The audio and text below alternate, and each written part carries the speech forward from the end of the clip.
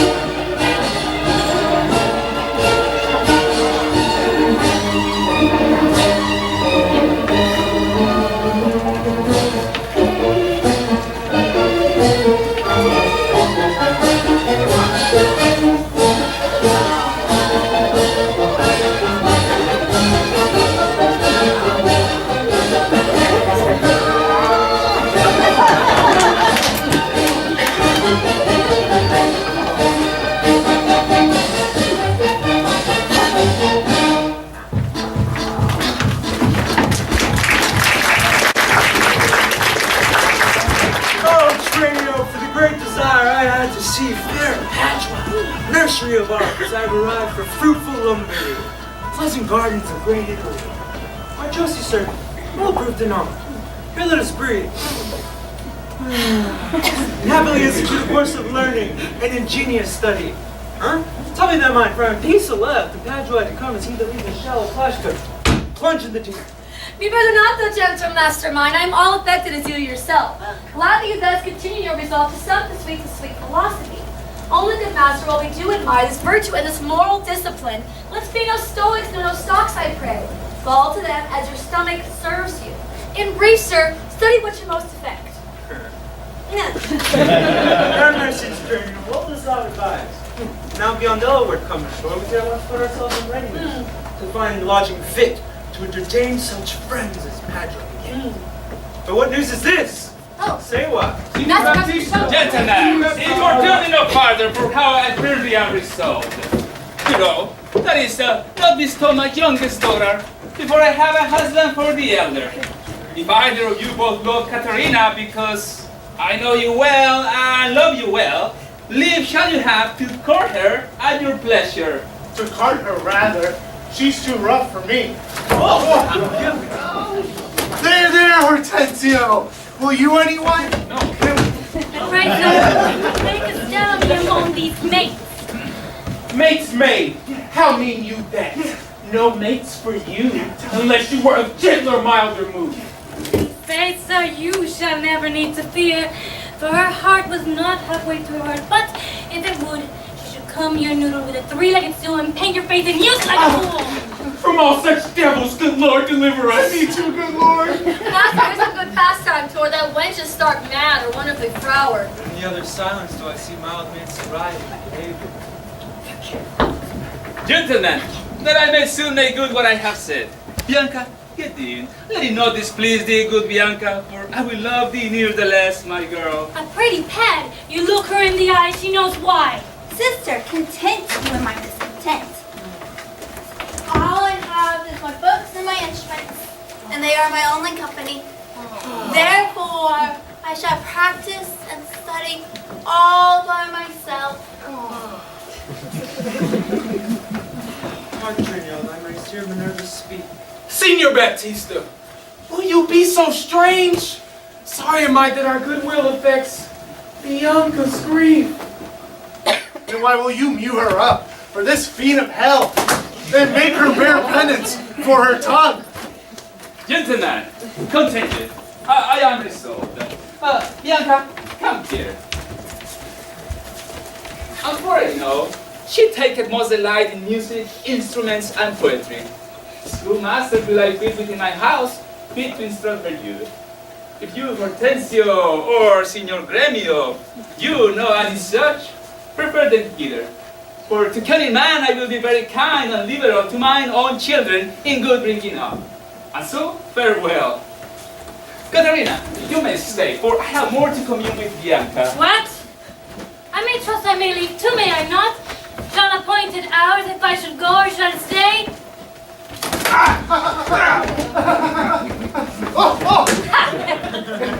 You may go to the devil's dam, your gifts are so good. Here's none will hold you. Their love is not so great, Hortensio, but we may blow our nails together. Fast it fairly out. Our cake, dough on both sides. Farewell. Yet for the love I have for my sweet, fair Bianca. May I light on a fit young man to teach her where she delights. I will wish her to her father. So will I, Signor Gremio. But a word I pray. Though the nature of our quarrel yet never brook parley, know now upon advice, it toucheth us both, that we may yet again have access to our fair mistress, and be happy rivals in Bianca's love.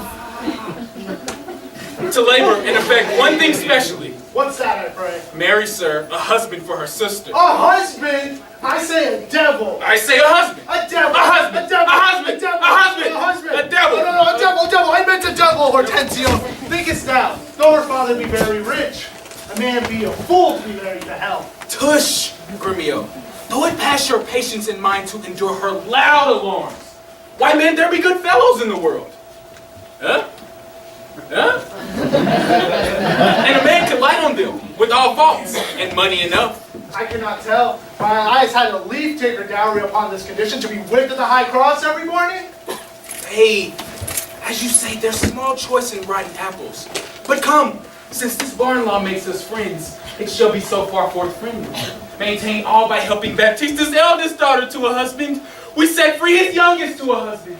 And have to it a fresh, sweet Bianca. Happy man be this though. He that runs fastest gets the ring. How say you, Signor Gremio? I am agreed, Signor Hortensio, for I would have given him the best horse in all of Padua to begin my wooing.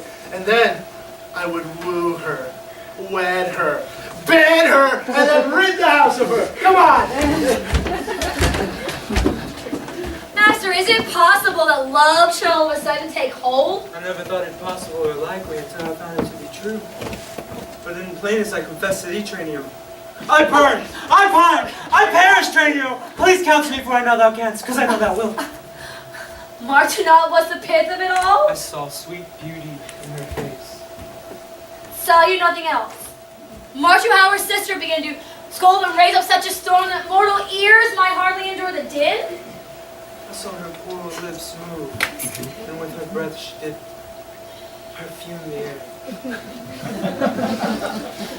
Then as I'm stirring from this trance, I pray, sir, awake. If you love a maid, bend your thoughts and wits to achieve her. Thus it stands. Her eldest sister is so cursed and shrewd, that till her father rid his hands of her, your love must live a maid at home. And therefore has it closely mewed her up, because she will not be annoyed with suitors. Oh, traitor, what a cruel father is he. But art thou not advised? You took cunning schoolmasters to instruct her. Very answer now 'tis plotted. I have it, Tranio. Master, for my hand, both our ideas meet and jump in one. Tell me then first. You shall be schoolmaster and undertake the teaching of the maid. Yes, may be done. Not possible. But who should bear your part here in Padua and be here Vincentio's son? Oh, content thee, basta! Thee! I have it. We have not yet been seen in any house, nor can we lie distinguished by our faces from man or master. Uncase thee at once. Take my hat and my cloak, and you shall be master Tranio in my stead. Huh? Yes. Embrace, sir, so that your pleasure is, and I am tied to be obedient. For so your father charged me at our parting. Be serviceable to my son, quoth he. Although I think 'twas in another sense. I am content to be Lucentio because so well I love Lucentio. Do so because Lucentio loves, and I may be a slave to achieve that maid whose sudden sight thawed my wound now. Oh, there's a pillow. Rod, where have you been? Where have I been? Ni hao now. Where are you? Master, has my fellow trainee stolen your clothes? Or have you stolen his? Or both? Biondello, Yes. there's no time to jest. Aw. Therefore, frame your manners to the time. All right? Your fellow trainio here bears my countenance and my apparel on for a quarrel since I came ashore, and feared I killed a man, and feared I was disgraced. So I charge you, wait thee on trainio, and then I can make way hence my escape. Ah, very good, sir. Very good. When I am alone, I am Trainio. In all places else, your master, Lucentio. Trainio is now Lucentio! The better for her. I mean him. Or I so to it. Come on, Trainio, let's go. One more thing rests as I make myself one among these wooers. Ask me why, I such the reasons are about getting way. For a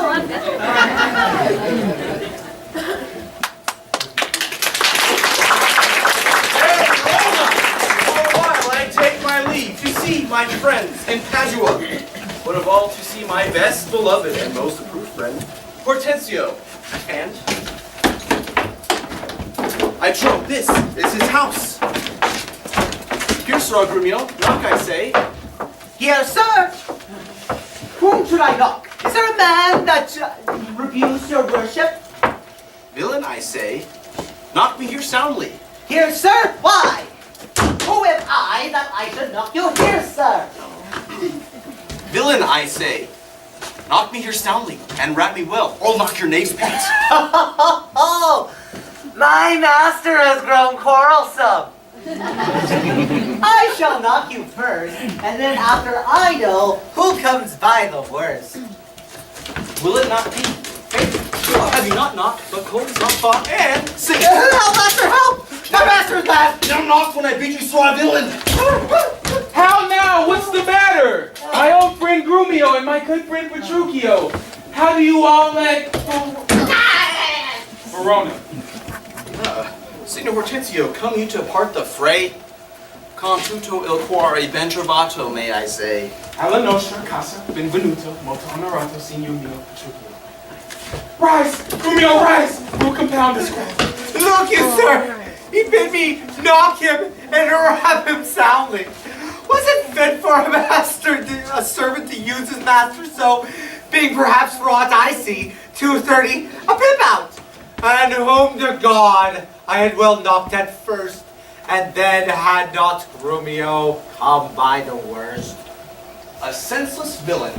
Good Hortensio, I bade the rascal knock upon your gate, but could not get him from my heart to do it. Knock at the gate! Oh heavens! Why not speak you these words plain? Sarah, knock me here, rap me here, knock me while knock me soundly. Yes, you know. And come you now with knocking at the gate?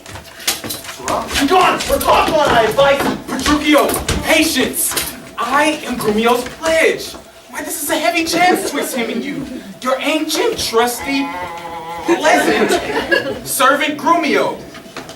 And tell me now, sweet friend, what have beguiled blows you to Padua here from old Verona? Such winds as scatches young men through the world to seek their fortunes farther than at home, where small experience grows, but in a few, Hortensio, thus it stands with me. Antonio, my father, is deceased. And I thrust myself into this maze, happy to wive and thrive as best I may. Crowns in my purse I have, and goods at home, and I have come abroad to see the world.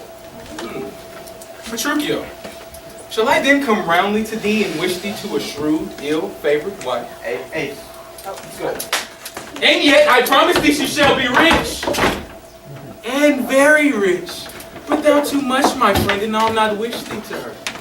Signor Hortensio, Twixt such friends as these, few words suffice. Therefore, if thou know one rich enough to be Petruchio's wife, as wealth is a burden of my wooing dance, be she as foul as was Florentius' love, or as old as Sybil, or as cursed as was Socrates' empathy, or worse, she removes me not, or not removes from me, at least affection's edge in me.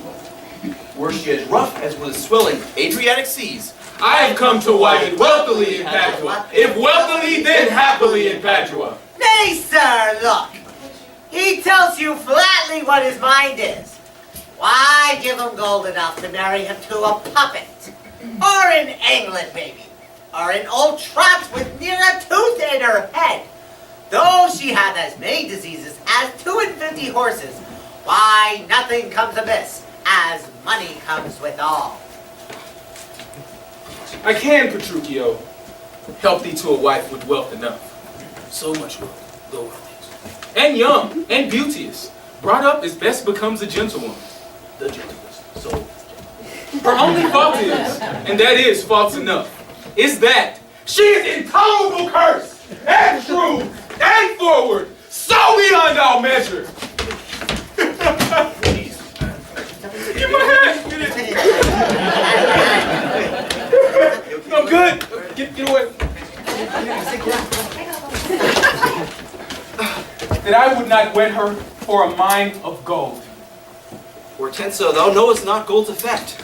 Tell me her father's name, and 'tis enough, for I will board her thou she chide, as loud as thunder when the clouds in autumn crack. Her father is Baptista Manola, an affable and courteous gentleman.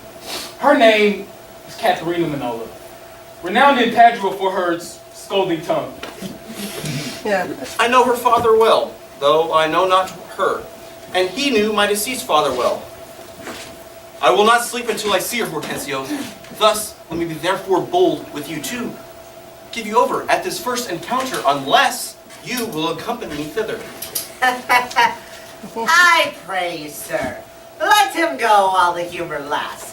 Nay, if she knew him as well as I do, she would not think scolding would do little good upon him. Nay, he would throw a figure in her face. He would disfigure her, where she would have no more eyes to see withal than a cat. It is. You know him not, sir. Tarry, Petruchio, I must go with thee. For in Baptista's keep, my treasure is. His youngest daughter, beautiful Bianca. And her withholds from me and other more suitors to her, and rivals in my love. Supposing it a thing impossible, for those defects I have before rehearsed, that ever Katharina will be wooed.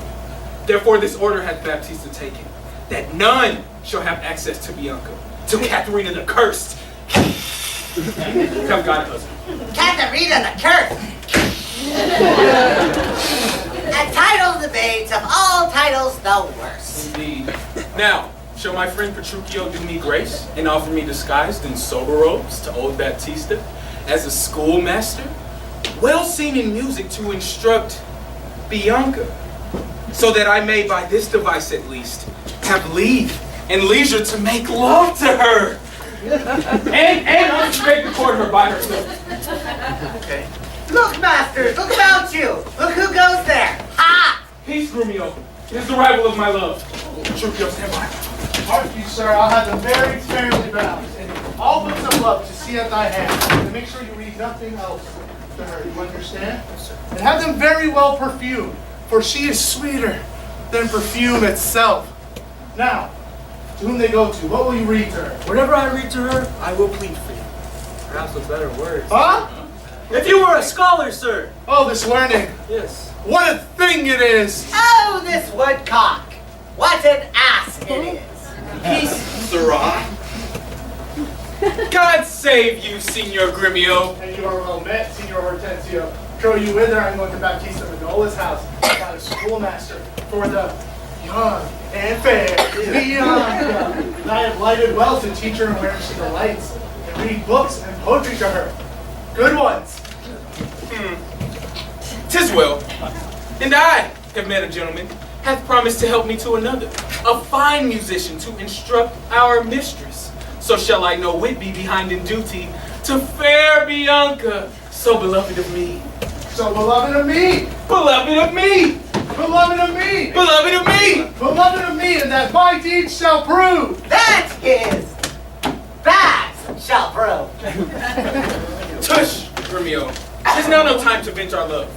Here is a gentleman whom by chance I met, upon agreement from us to his liking, will undertake to woo cursed Katharina. What? Yea, and to marry her, Ah! if her dowry please. So it is said, so it is done, but have you told him of all her faults? I hear she's an artsome, brawling scold. If that be all, masters, I hear no harm. Now say me so, from what country? I come from Verona. My father dead, my fortune lives for me, and I hope good days and long to see. Now such a life, The best life of all life. with such a wife, The wifeiest wife was literally all life. we're strange, but if you have the stomach, to in God's name I will be assisting you at all costs, but will you woo this wildcat? Will I live?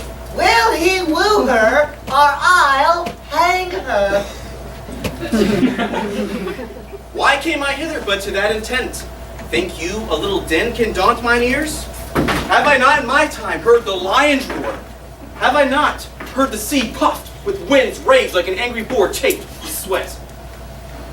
Have I not heard loud ordnance in the field and heaven's artillery thunder down from the skies?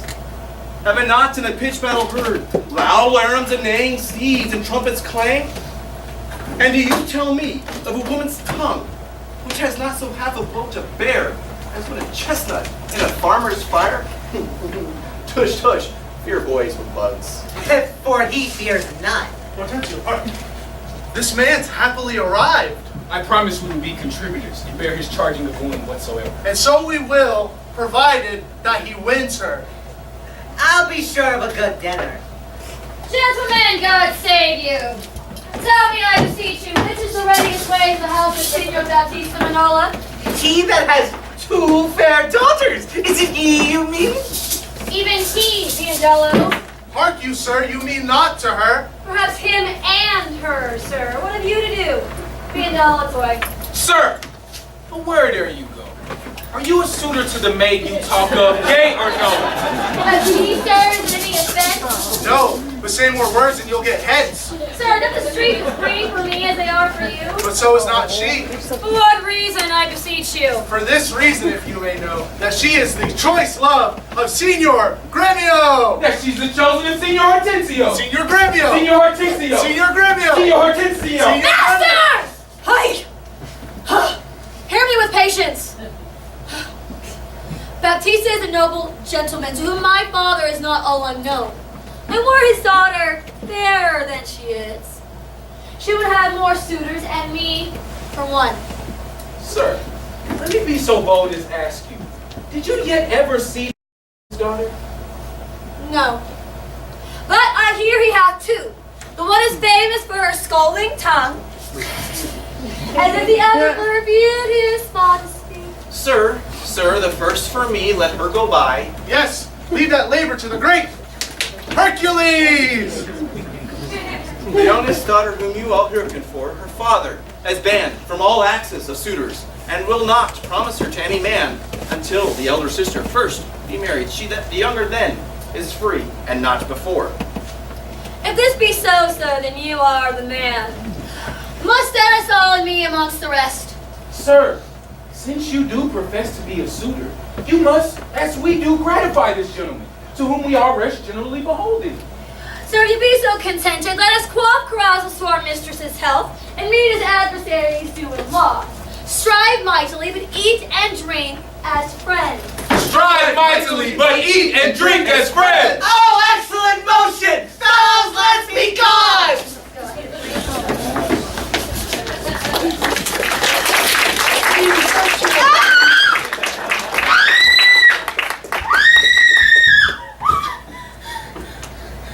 Sister, wrong, not yourself. That's made a slave of me.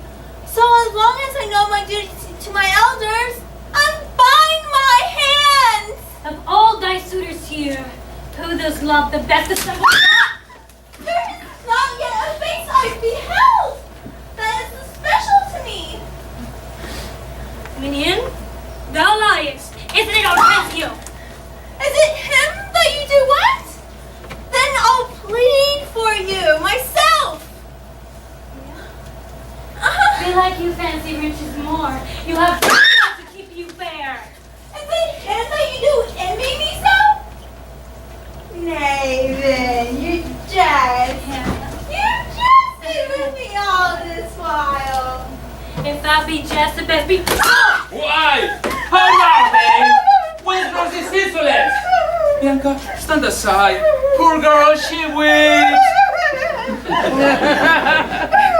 Go, ply thy needle. Metal not with hair. For shame, how did thou held it of a devil spirit? Why dost thou wrong her that did thee wrong thee?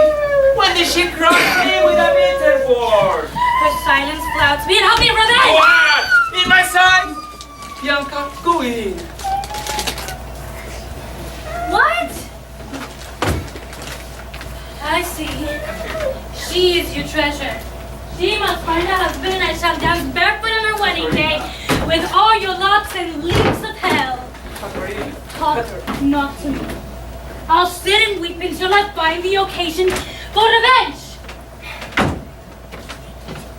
Was ever gentleman thus grievous I?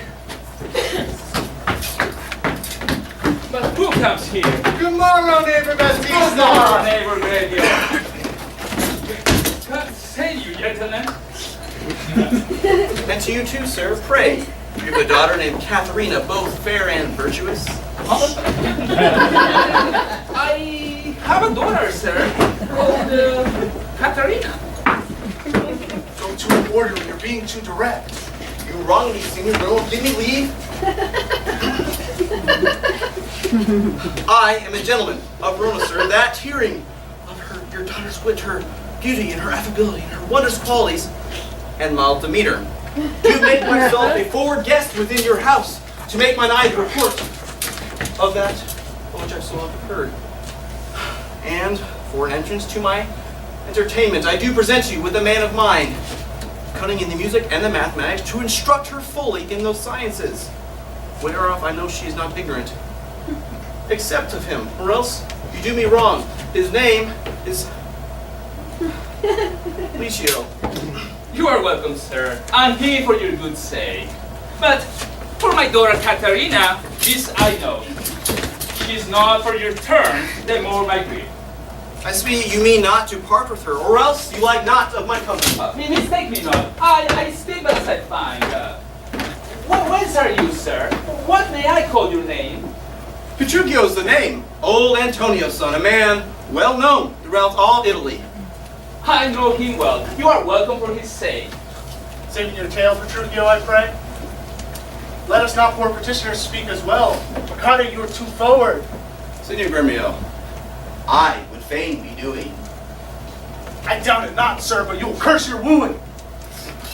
Neighbor, now this is a gift, extremely grateful, I am sure of it. And I, in like kindness, will hold on to you as I would unto any. This free, young scholar that had been taught in Reims and is cunning in Greek and Latin as in other languages as this one in music and mathematics. His name is Cambio. 1,000 thanks, Signor Gremio. Welcome, good Cambio. But, gentle sir, methinks you walk like a stranger. May I be so bold to know the cause of your coming? Pardon me, sir. The boldness is mine own that being a stranger in the city here, to make myself a suitor unto your daughter. To Bianca.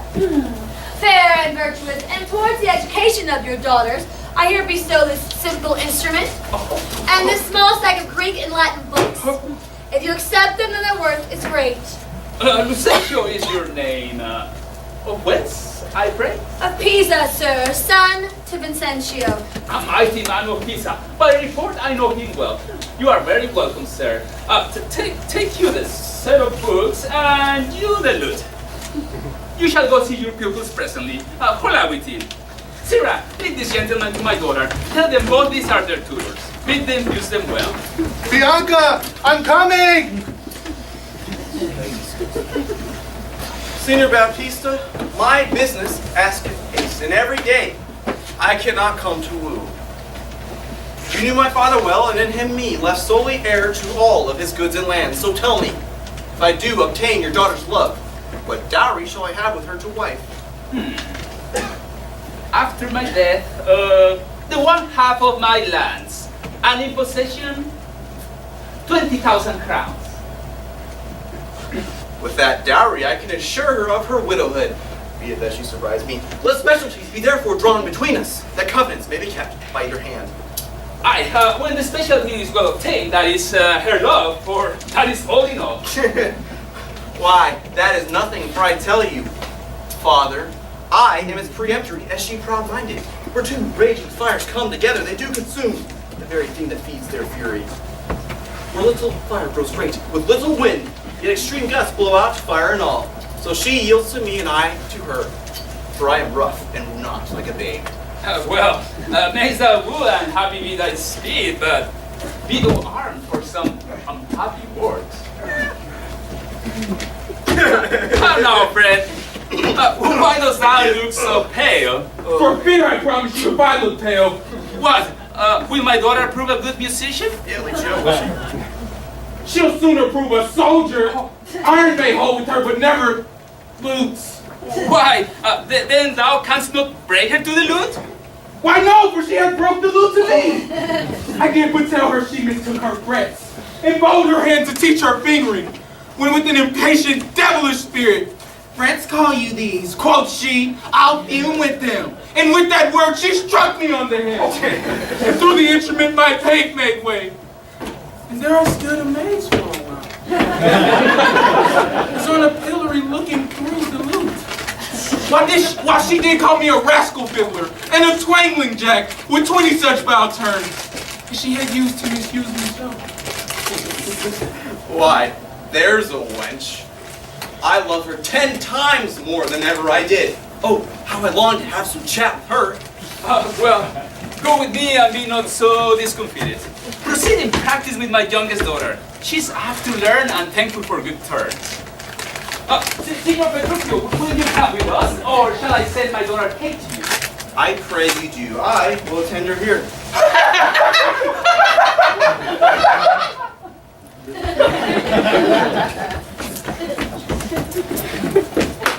And move her with some spirit when she comes. Say that she rail, I'll tell her plain that she sings as sweetly as a nightingale.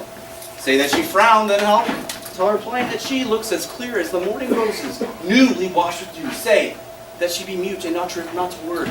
Then I will commend her volubility. If she do utter piercing eloquence, if she do bid me pack, I'll give her thanks, as though she bid by me to stay by for a week. If she deny to be wed, then I'll crave the day when I shall ask the banns, and when be married. But here she comes. And now, Petruchio, speak.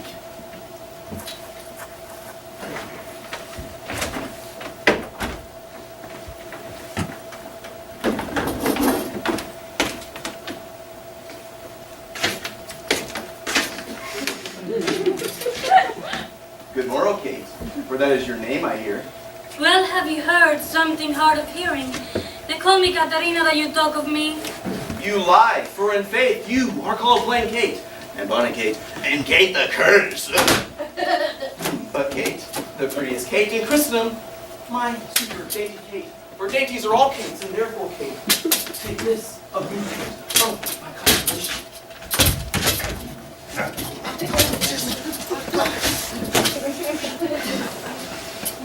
Hearing thy mildness praised in every town, thy virtue spoke of, and thy beauty sounded yet, not so deeply moved as in oh, you're my wife. Move in good time. Let him that move you hither, remove you hence. And ever first irremovable, Why, what's the movable? a joint stool. Thou's hidden, come. Sit on me. As are made to bear, so are you. Women are made to bear, and so are you. No as deed as me, you mean? Alas, good Kate, I do not mean to burden thee, no, but no, delight. Too light for such a swing for you to catch, and as heavy as my weight should be. Should buzz. Will tame it like a buzzard. Come, you wasp, in faith, you are too angry. If I'll be waspish, that we wear my sting. My remedy's then to pluck it out. I, if the fool can find my flies. who knows not where a wasp does hide his sting, but in his tail. And his tongue. Whose tongue? Yours if you touch his tails, and so. Farewell. What, with my tongue in your tail?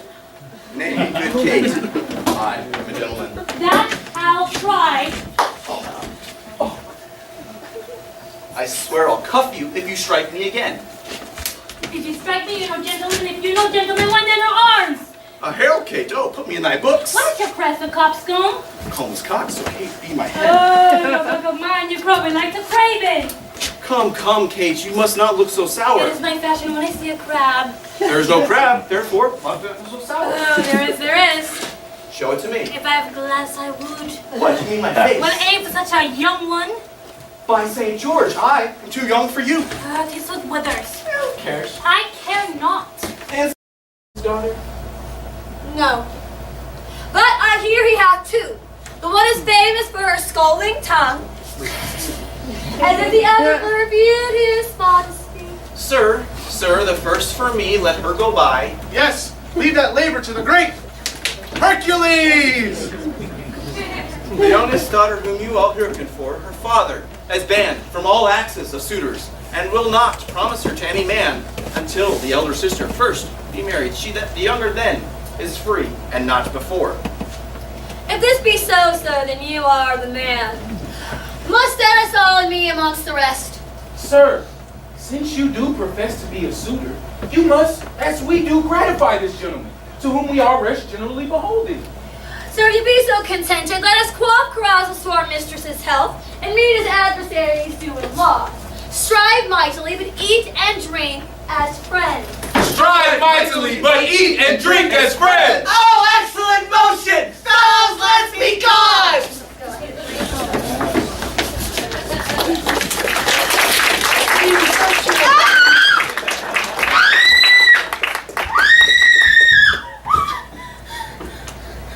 Sister, wrong not yourself. That made a slave of me. So as long as I know my duty to my elders, unbind my hands. Of all thy suitors here, who does love the best of them? There is not yet a face I've beheld that is special to me. Minion, thou liest. Isn't it Hortensio? Is it him that you do what? Then I'll plead for you myself. Be like you fancy riches more. You have to keep you fair. Is it him that you do envy me so? Nay then, you jest. You jested with me all this while. If that be just the best be. Why? How now, then? Where's this insolence? Bianca, stand aside. Poor girl, she weeps. Go, ply thy needle. Never not with hair. For shame, how thou held it of a devil spirit. Why wilt thou wrong her that did thee wrong thee? When did she cross thee with a bitter word? Her silence clouds me and help me revenge. What? In my sight? Bianca, go in. What? I see. She is your treasure. She must find a husband and I shall dance barefoot on her wedding day with all your locks and leaves of hell. Talk not to me. I'll sit and weep until I find the occasion for revenge. Was ever gentleman thus grievous I? But who comes here? Good morrow, neighbor Baptiste. Good morning, neighbor graveyard. God save you, gentlemen. And to you too, sir, pray. You have a daughter named Katharina, both fair and virtuous. I have a daughter, sir, called Katarina. Go to an order, you're being too direct. You wrong me, senior girl. Give me leave. I am a gentleman of Verona, sir, that hearing of your daughter's wit, her beauty, and her affability, and her wondrous qualities, and mild demeanor, do make myself a forward guest within your house, to make mine eye report of that which I've so often heard. And For an entrance to my entertainment, I do present you with a man of mind, cunning in the music and the mathematics, to instruct her fully in those sciences, whereof I know she is not ignorant, except of him, or else you do me wrong. His name is Licio. You are welcome, sir. I'm here for your good sake. But for my daughter Katerina, this I know. She's not for your turn, the more my grief. I see you mean not to part with her, or else you like not of my company. Mistake me not. I speak as I find. Whence are you, sir? What may I call your name? Petruchio's the name. Old Antonio's son, a man well known throughout all Italy. I know him well. You are welcome for his sake. Saving your tale, Petruchio, I pray. Let us not poor petitioners speak as well. Mercader, you are too forward. Signor Gremio, I would fain be doing. I doubt it not, sir, but you will curse your wooing.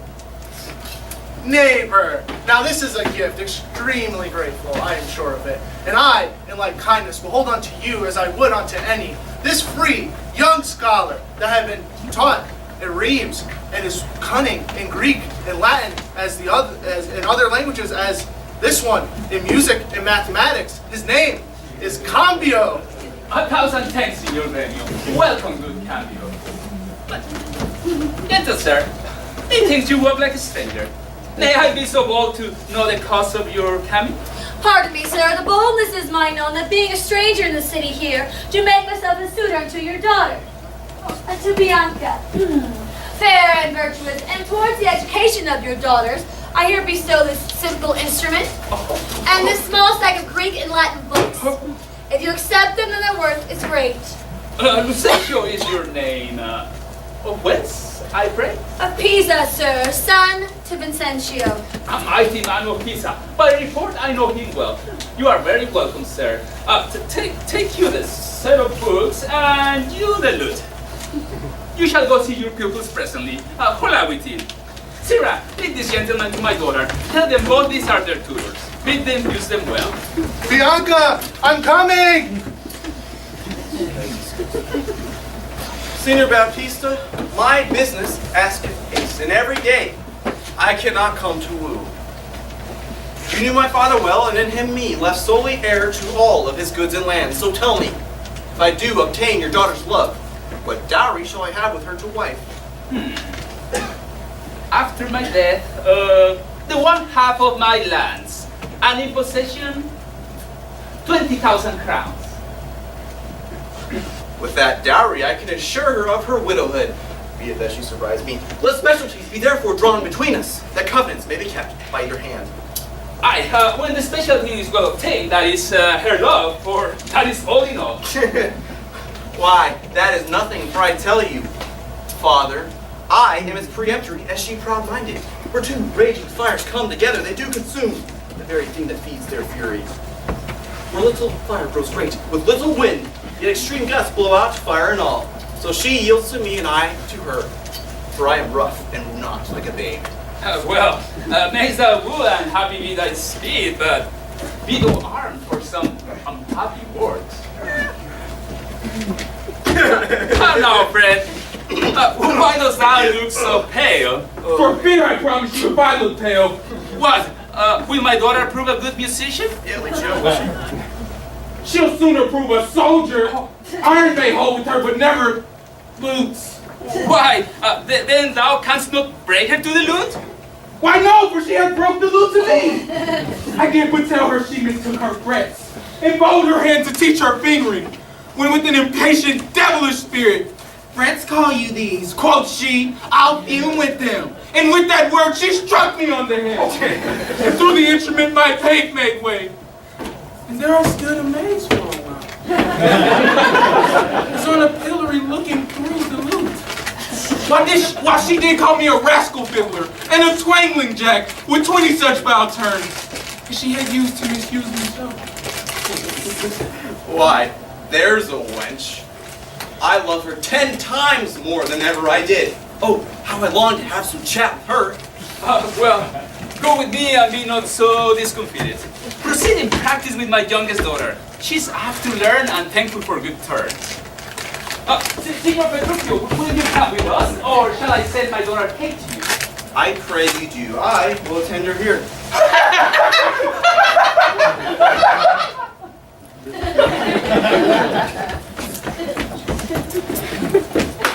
And move her with some spirit when she comes. Say that she rail, I'll tell her plain that she sings as sweetly as a nightingale.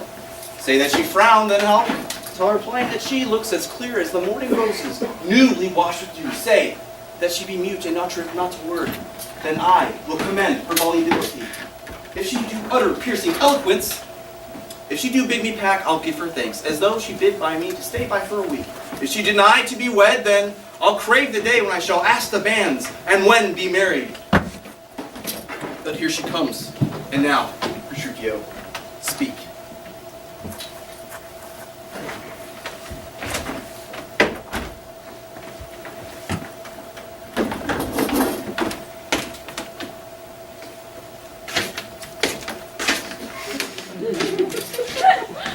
Good morrow, Kate, for that is your name, I hear. Well, have you heard something hard of hearing? They call me Katarina that you talk of me. You lie, for in faith you are called plain Kate, and bonnet Kate, and Kate the curse. But Kate, the prettiest Kate in Christendom, my super dainty Kate. For dainties are all Kates, and therefore Kate, take this of you, Kate. Oh, my consolation.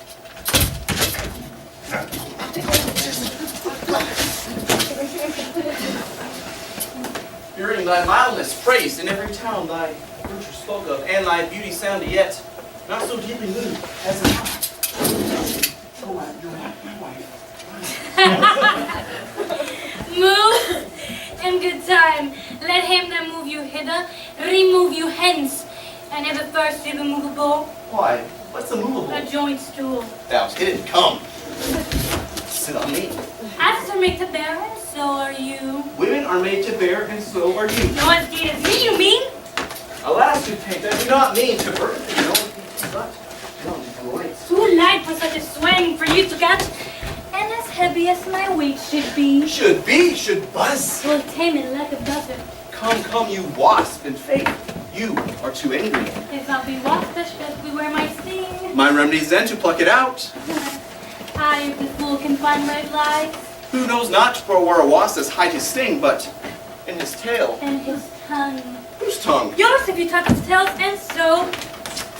Farewell. What, with my tongue in your tail? Nay, good Kate, I am a gentleman. That I'll try. I swear I'll cuff you if you strike me again. If you strike me, you're no gentleman. If you're no gentleman, why then are arms? A herald, Kate, oh, put me in thy books. What is your crest, a coxcomb? Combs cock, so Kate be my head. Oh, a book of mine, you probably like to crave it. Come, Kate, you must not look so It sour. is my fashion when I see a crab. There's no crab, therefore, not so sour. Oh, there is. Show it to me. If I have glass, I would. What, you mean my face? Well, aim for such a young one. By St. George, I am too young for you. Tis what withers. Who cares? I care not. And not so. I care, let me go. No, not a whit. I find you passing gentle. 'Twas told to me you were rough and coy and sullen. But I find that report a very liar. Ooh. Yeah. For thou art pleasant, gamesome, passing curious, slow to speech, yet sweet as 3 times flow. Thou canst not frown, thou canst not look askance, nor bite lip as angry witches will, nor gentle conference entertains thy worst. Ah! Oh, slanderous world! Why does the world report that Kate Dublin, knowing Kate to be like the hazel twig, both slender and straight, and as brown in hue as the hazelnut, yet sweeter than the kernel, so let me see thee walk. Why dost thou halt? Oh no, keep the man! Did Diana become as world as chamber with her princely gait? When Kate be Diane and Diane be Kate, and when Diane be spoken one Kate. Why don't you study all these cooking speech? It's especially for my mother's wit. Witty mother witness her son. Am I not wise? That should keep you warm. Very sweet Kate, in thy bed. Thus in plain terms your father hath consented that you shall be my wife. Your dowry, great honor, and will I will marry you, for I am the husband for your turn. For by this light, whereby I see thy beauty that doth make me like thee well. I am he born to tame you, Kate, to take you from a wild Kate to a Kate conformable as other household Kates. Never been denial. I will, must have, Catalina, you're my wife! How now, senor? How speed you with my daughter? How about well, sir? How about well? If it were impossible, I would speed amiss. Why? How now, daughter Katerina? In your dump? Daughter, I promise you, you shall show them tenderly father regard the one half lunatic, and one Cappadocian, and a sweaty cat that fixes all the matter solved. Father? Just us, yourself, and the world that have talked of her, that have talked amiss of her. For if she be cursed, it is for policy. For she is not froward, but as modest as the dove. For she is not hot, but as tempered as the warm. To conclude, we agreed so well together that upon Sunday is our wedding day. I'll see you Nick. Oh my goodness! Oh, gentlemen, patience, please. I choose her for myself. Give me that. Oh, if she and I be happy, what's that to you? I tell you, it is incredible to see how much she loves me. Oh, the kindest Kate. She hung about my neck. Oh. Kiss on kiss she vied so fast, protesting oath upon oath, that within a twink she won me to her love. Oh, you are novices, 'tis a world to see. Give me thy hand, Kate. We will unto Venice to buy apparel against the wedding day. Provide the feast, father. Bid the guests. I will be sure that my Katerina shall be fine. I don't know what to say, but you give me your hands. God send you joy. Petruchio, to some match. Yeah!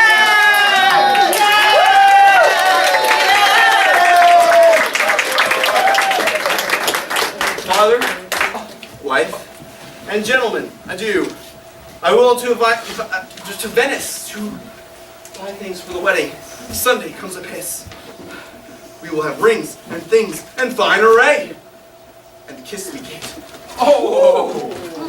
We will be married on Sunday.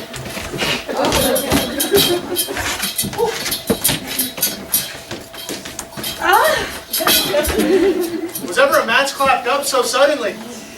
Hey, gentlemen. Now I play a merchant's card and venture madly on a desperate mart. The gain I seek is quiet on the match. Senor Bautista, now on to your younger daughter. Today's the day we've long lived for. And I was your neighbor, it would suit her first. And I am on love Bianca more than words can say, your thoughts can guess. Youngling, thou cannot love as much as I. How Gregor thy love doth freeze. And thy love doth fry, skipper, stand back. 'Tis age that nourished. That youth in ladies' eyes do flourish. Continue, gentlemen. I will compound this strife. These deeds must win the prize, and he of both that can assure my daughter greatest dower shall have my Bianca's love. Say, Signor Grevio, what can you assure her? Well, first, as you may know, my house within the city is richly furnished in plate and gold, basins and oars to lay for dainty hands. My hangings, all of Tyrian tapestry. Ivory coffers have stuffed my hands, and cypress chests for my arras counterpoints. And I have costly apparel, tents, canopies, fresh linen, turkey cushions, Boston pearl, valise of Venice gold and needlework, brass, pewter, and all things that belong to the house or housekeeping. And at my ranch, A ranch? I have 100 milch wine to the pail, 6 fat score oxen standing in the stall, and all things to this portion. I must confess, getting old in years, and if I die, which will probably be soon, this shall all be hers. But as I live, she shall be only mine. That only king will answer, list to me. I am my father's heir and only son. And I am giving your daughter to my wife. I will leave her 3 or 4 houses as good within rich Pisa's walls as any one old Senor Gremio has here in Padua. Besides 2,000 ducats by the year of fruitful land, all of which shall be her jointure. What am I pissing in your I must confess, your offer is the best. Let your father make her the assurance. She is your own. Else, you must pardon me. If you should die before him, where is her dower? That is but a cavil. He is old. I am young. And may not young men die as well? Gentlemen, continue. I am resolved. You know, on Sunday next, my daughter Caterina is to be married. Now, on the Sunday following, shall Bianca be bride to you, if you this assurance. If not, Signor Remy. And so, I take my leave and thank you both. Adieu, good neighbor! Now I fear thee not. Sarai, young gamester, father was a fool to leave all to thee in his waning age. Set foot under thy table. Not a toy. The Italian fox is not so kind, my boy. Ahem. You're right, I need that. Avenging on your crusty wither pie! Can I efface it with a card of 10? 'Tis in my head to do my master good. I see no reason why supposed Licentio must get a father called supposed Vincentio. Fathers do often get their children. Yet in this time of wooing, the child shall get the sire, if I fail not in my cunning. I always forget to do this. I don't know why this is our job. Real? Yes, that's it.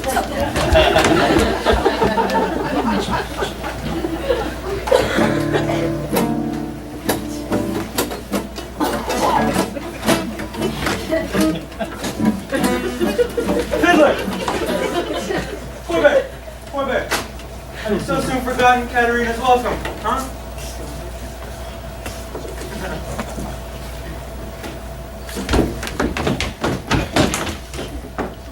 Spelled there. The wrangling pedant. This is the patroness of heavenly harmony. Then give me leave to have prerogative. And when in music we have spent an hour, your lecture shall have leisure for as much. Ostracize. They never know the true cause of why music was ordained. Was it not to use the mind of man after his studies, or his usual pain? Thus leave me to read philosophy in those virtues, and in my pause, serve in your harmony. Sarah, I will not bear these brains of thine. Ah, no. Gentlemen, you grow too forward. I will.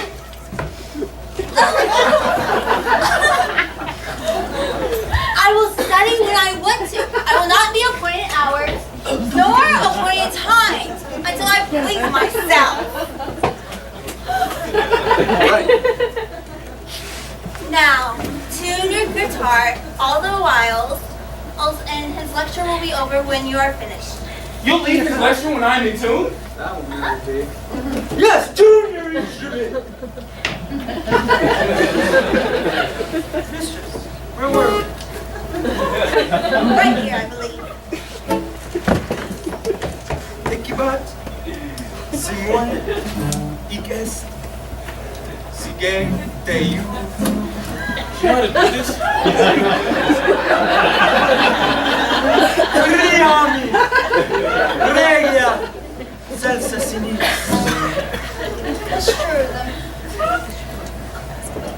Ikibat, as I told you before.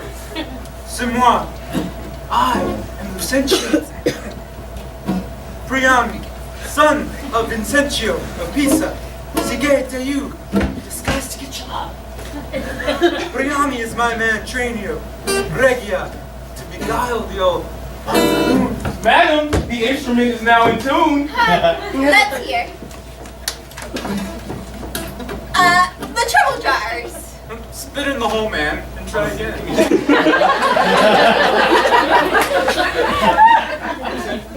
Spit in the hole.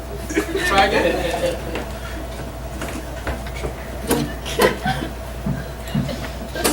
Let me see if I can screw them.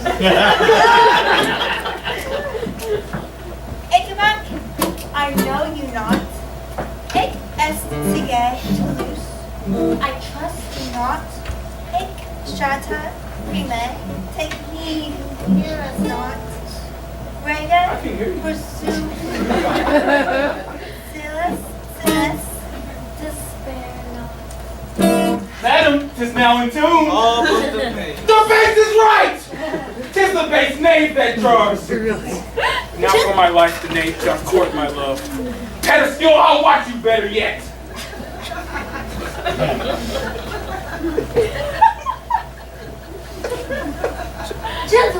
Gentlemen, and I must believe my masters.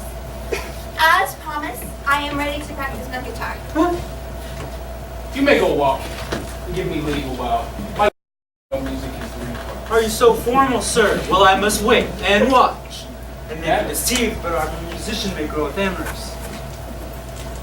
Madam, before you touch the instrument, to learn the order of my finger, I must begin with gamut of a briefer sort, more pleasant, hitting, and effectual than has been taught by any of my trade. And there it is in writing, fairly drawn. But I've learned my gamut long ago. Yet read the gamut of Hortensio.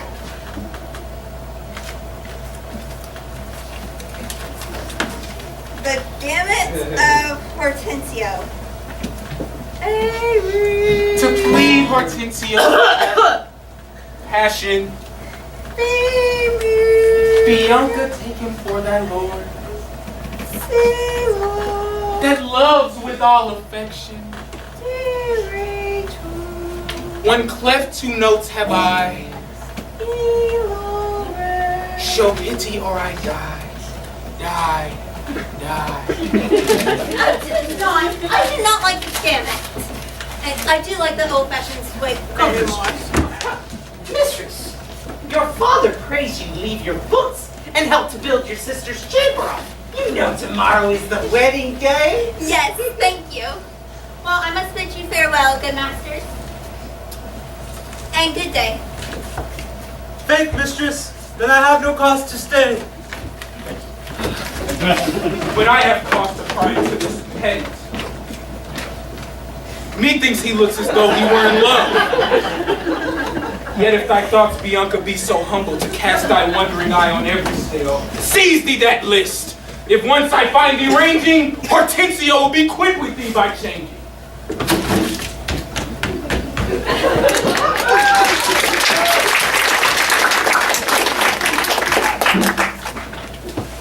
Signor Lucentio, this is the appointed day that Catarina and Petruchio should be married.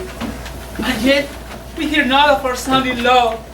What will be said? What mockery will it be to one the bridegroom when the priest attends to speak the ceremonial rites of marriage? What says Lucentio to this shame of ours? No shame but mine. I must forsooth be forced to give my hand against my heart unto a mad brain roots be full of spleen who would in haste and means to wed at leisure. I told you he was a fanatic fool, hiding his better jest and his blonde behavior, and be noted as a merry man. He would thou, since pointed there of marriage, make a feast, invite friends, and yet never means to wed. And now the world has to see. Poor Caterina. And they say, lo, there goes Petruchio's wife. If it pleases him, come and marry her. Go, girl. I cannot blame thee not to weep, for such an injury would vex a very saint, much more a shrew of thy impatient humor. Master! Master! News! Old news! And such news as you've never heard of! Is it new and old too? How may that be? Is it not news to know of Petruchio's coming? Is he caught? Well, why no, sir. What then? He is coming! And he is coming! There you go. When he stands where I am and sees you there.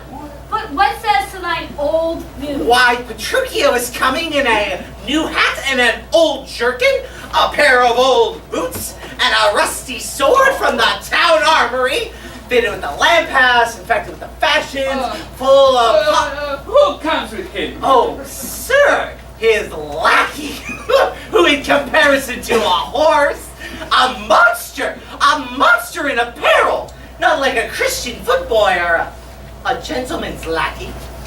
'Tis some odd humor pricks him in this fashion, yet oftentimes he goes but meet apparel.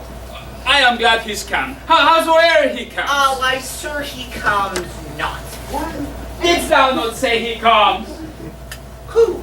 That Petruchio came? Aye, that Petruchio came. Oh, no, sir.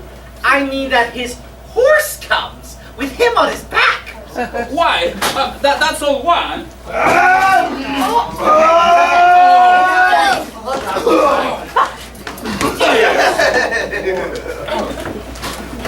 Who's at home? Oh! You are welcome, sir. Oh, yeah, I come. Not well. And yet you halted not. Why do you come so oddly apparelled? Were it better that I not should rush in thus? Chidius? But where's my wife? Where's my cake? How is my father? Gentleness, he thinks you frown. However, for gaze upon this wondrous company as if they saw some monument, some comic. Why, sir? You know this is your wedding day. First when we sat fearing you would not come, now saddened that you come so... provided.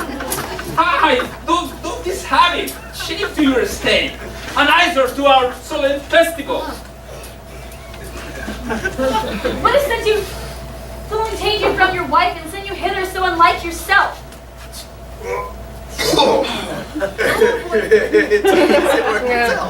And we're sure to hear. Suffice it, I have come to keep my word. But where is Kate? Where is Philip? The morning wears his time we were at church. See not your bride in these unreverent robes. Head to my chamber and put on clothes of mine. Oh, aye, thus I'll visit her. And those I trust, you will not marry her. Forsooth, to me she's married, not my clothes. Where I could change what she will wear in me, as I could change these poor countrymen's. 'Twas good for Kate, and better for myself, but what a fool am I to chat with you when I should go bid good morrow to my bride and seal the title with a lovely kiss.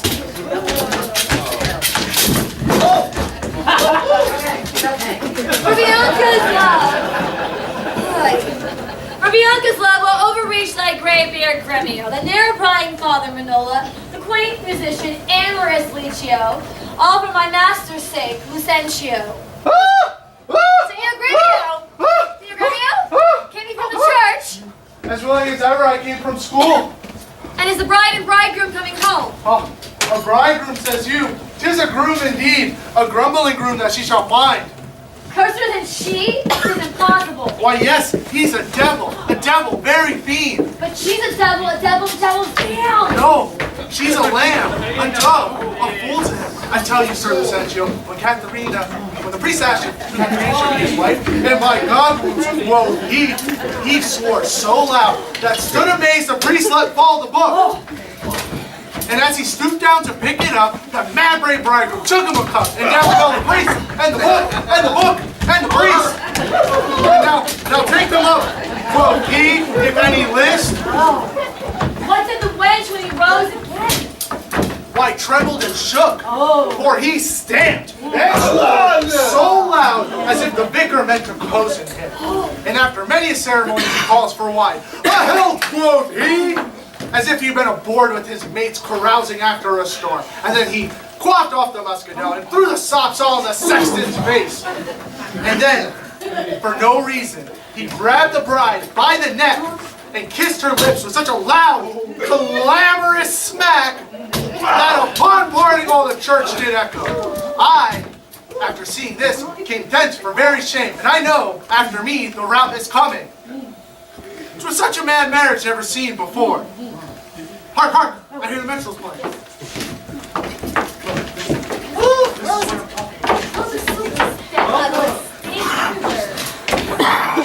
This is the worst wedding ever. Decorations are horrible. Who's their catering? Very confusing. Take all the decorations back. Well, please take it back. Gentlemen and friends, I'm loving it. I thank you for your pains. I know you think to dine with me today and have provided great store of wedding cheer. But so it is. My haste will call me hence, and here I mean to take my leave. Is it possible you will away tonight? I will not away today, but make it no wonder if you knew my business, you'd treat me rather stay than go. Let us But entreat. I'm gonna leave right now. Let us entreat you stay till after dinner. It cannot be. Let me entreat you. Ugh, it will not be. Let me entreat you. I am content. He is content! Are you content to stay? I am content you shall entreat me stay, yet not stay. Entreat me how you can. Well, if you love me, stay. Woo! Romeo, my horse. Baby ready! Tell me the horses! Stay there! Do what thou I will not go today. I will not go tomorrow. I will not go until I please myself. The door is open, sir. Then lies your way. You can go while you boots are free. For me, I will not leave until I please myself. That should prove you a swirly groom that taken it up so roundly. Okay, content thee, prithee be not angry. I will be angry, but this has to do. Father, be quiet. I'll keep him at my leisure. Aye, marry, sir. Now it begins to work. Gentlemen, forward to the bridal dinner. A woman shall make a fool if she doesn't have the spirit to resist. They shall go forward, Kate, at thy command. Obey the bride, you that attend on her. Go to the feast. Rebel and domineer, carouse full measure to her maidenhead. Be mad, be merry, or go hang yourselves. But me and my body she must away with thee. Hey, look not big, nor stamp, nor stare, nor fret.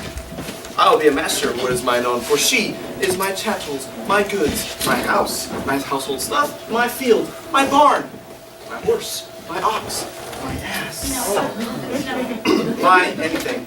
Touch her, whoever dare. I'll bring mine action upon the proudest he that stands in my way in Padua. Grumio, draw forth thy weapon. We are beset with thieves.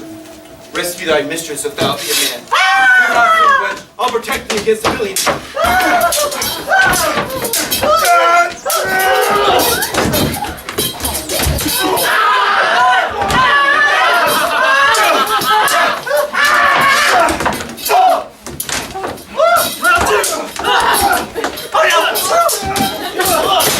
Yes! Grumio, horses!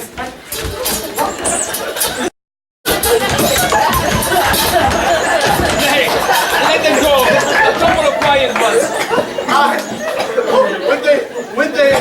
Did they not go quickly? I should die laughing. Oh man, that just never was the way. Neighbors and friends, though bride and bridegroom once for to supply the places at the table, there was no junkets at the feast. Lucentio, you shall supply the bridegroom's room, and let Bianca take her sister's room. Shall we be on to practice algebra? She shall, Lucentio. Come, gentlemen, let's go, let's go. Your mustache is still falling off, by the way.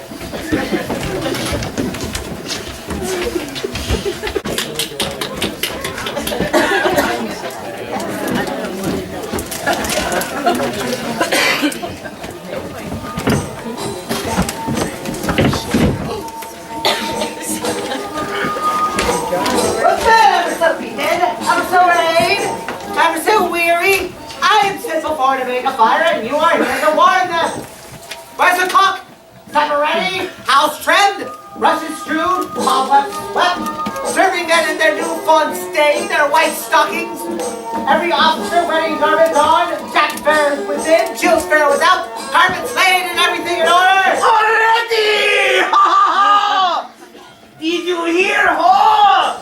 You must meet my master to coordinate my mistress. Why? She hath a face of her own. Who knows not that? Thou it seems that which calls company to countenance her. I call them for to credit her. Why? She comes tomorrow, not tonight. Oh no, Romeo. Crikey, what, Grumio?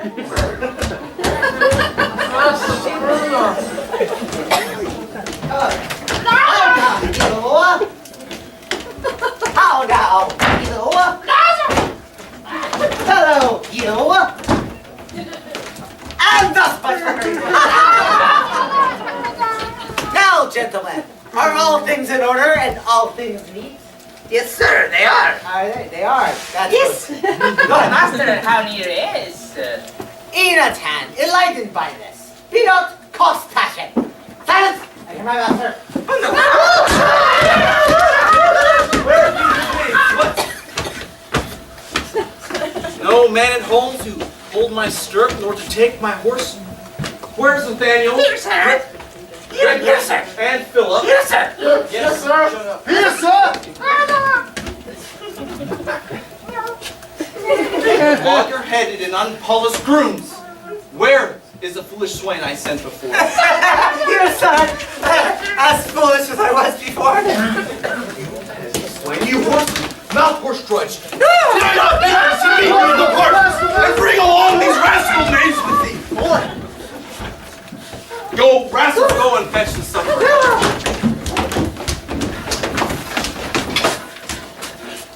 Where is the life that late I bled? Where are those? Sit down, Kate, and welcome. Why, when, you villains, when? Off with my boots. When? It was the order of Friars Gracious. He forth walking on his way. Out you where you put my foot right. Take your head! Sit down, Kate, and welcome heartily. Where? Some water here? What ho? Where's my spaniel Troilus? Sirrah, get you hence and bid my cousin Ferdinand come hither. One, Kate, that you must kiss and be acquainted with. Where are my slippers? Shall I have some water? Come, Kate, and wash and welcome heartily. You horse and villain! Would you let it fall? Ah, come, Kate. Sit down. I know you have a stomach.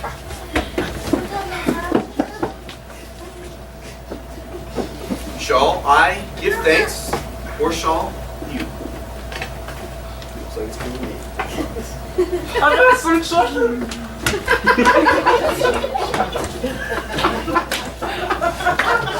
Is this mutton? Sure. Oh, that is not mutton! What dogs are these? How durst you villains bring this meat from the dresser and serve it to me thus I love it not? There, take it, you! Husband, be not so disquiet. The meat was met well if you were so contented. What is this? An apple. I tell thee, Kate, it was burnt and dried away, and I expressly am forbidden to touch it, for it engenders choler, plaintive anger. It was better that ourselves did fast and feed, but such over-roasted flesh. For tonight, we shall fast for company come. I will bring thee to thy bridal chambers. Oh, yeah. Okay.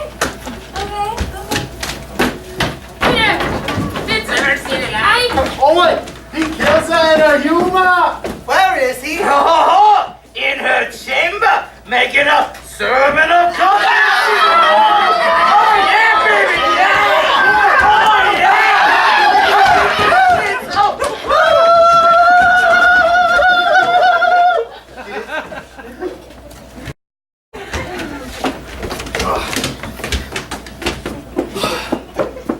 Can't ever get good help anywhere. Thus, I have politically begun my reign, and 'tis my hope to end successfully. My falcon now is sharp and past empty, and until she stoop, she must never be full gorged, for then she never looks upon her lure. That is, to watch as we watch these kites who bait and beat and will not be obedient. For last night she ate no meat, nor tonight she shall not. Last night she slept not, and tonight she will not sleep. Though, like the meat, through some undeserving fault I'll find about the making of the bed, and here I'll fling the sheets. This way, the coverlet, and there the bolster. Aye, and amid this hurly I do intend that all is done in reverent care of her. And for this she shall watch all night. And if she chance to nod, I'll rail and brawl, and with a clamor keep her still awake. For that is how you tame a wife with kindness. And thus I will curb her mad and headstrong humor. He that knows better how to tame a shrew, let him speak his charity to show.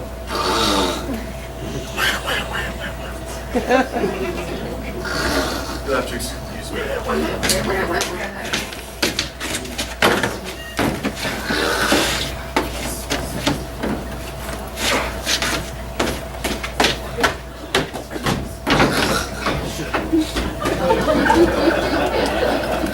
Is possible, friend Licio, that Mistress Bianca does fancy any other but Lucentio? Sir, to satisfy you in what I have said, stand by and mark the manner of his teaching. Now, mistress, profit you and what you read, huh? And what that may that be? That's what I profess. The art of love.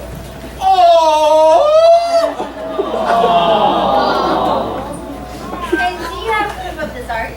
Oh, dear, sweet mistress. I do with all my heart. Oh, despiteful love, unconstant, loving kind, I tell you, Licio, this is wonderful. Mistake no more! I am not Licio, nor musician as I seem to be, but one that is scorned to live in this disguise! And such as one as leaves a gentleman, and makes God of such a Coolian. Know, sir, that I am called Hortensio. Signor Hortensio, I've often heard of your entire affection towards Bianca, and since my eyes are witness of her likeness, I will with you, if you be so contented, forswear Bianca and her love forever. See how they kiss in court, Signor Lucentio? Here's my hand, and here I firmly vow, never to woo her no more, but do forswear her, as one unworthy of all the former favors that I have fondly flattered her withal. And here takes a like and famous oath never to marry with her, though she would entreat. Fie on her. See how beastly she does court him. Disgusting. What all the world but he had quite forsworn, for me that I may surely keep mine oath. God. I will be married to a wealthy widow, ere 3 days pass, which hath long loved me as I have loved this proud, disdainful haggard. And so farewell, Signor Lucentio. Kindness in women, not their beauteous looks, shall win my heart. So I take my leave in resolution. As I swore before. Mistress Bianca, bless you with such grace, as long as to a lover's gentle case. I have taken you napping, gentle love, and have forsworn you with Hortensio. Then we are rid of Licio. Aye, he shall be wedded to a lusty widow that shall be wooed and wedded in a day. Good for him. Aye, and he'll tame her. Tamed? He's unto the taming school. Taming school? Is there such a place? Aye, and Petruchio is the master that teaches tricks 11 and 20 long to tame a shrew and charm her chattering tongue. Master! Master! I've watched so long that I am dog-tired! Woo! But at last I spied an ancient angel coming down the hill that will serve the turn. What is he, Biandello? A merchant or pedant? I know not what. Formatted apparel and gated countenance, surely like a father. And what of him, Petronio? If he be credulous and trust my tale, I'll make him glad to see him Vincentio. And give assurance to Baptista Manola that he were the right Vincentio. Take your love in and leave me alone. I got this. Plus, oh, okay. All right. Yes, go, right.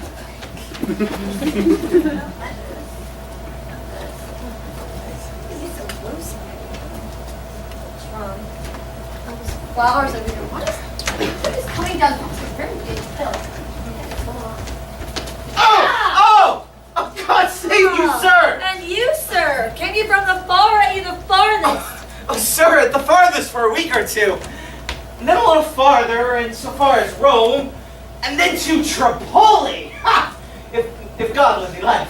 What countryman, I pray? Mantua. Of Mantua, sir. Marry, God forbid. And have you come to Padua, careless of your life? My life!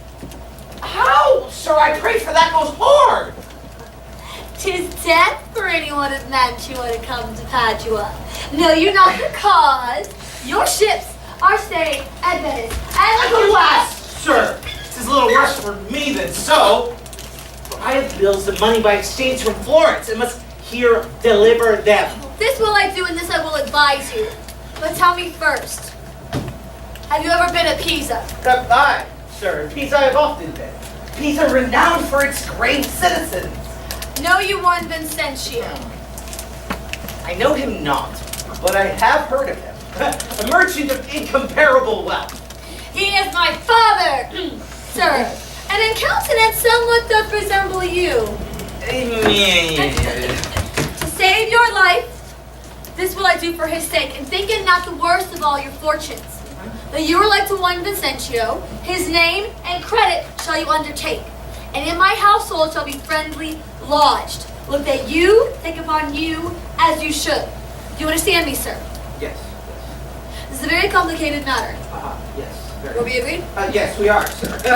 You patron of my life and liberty, yes. This, by the way, I let you understand.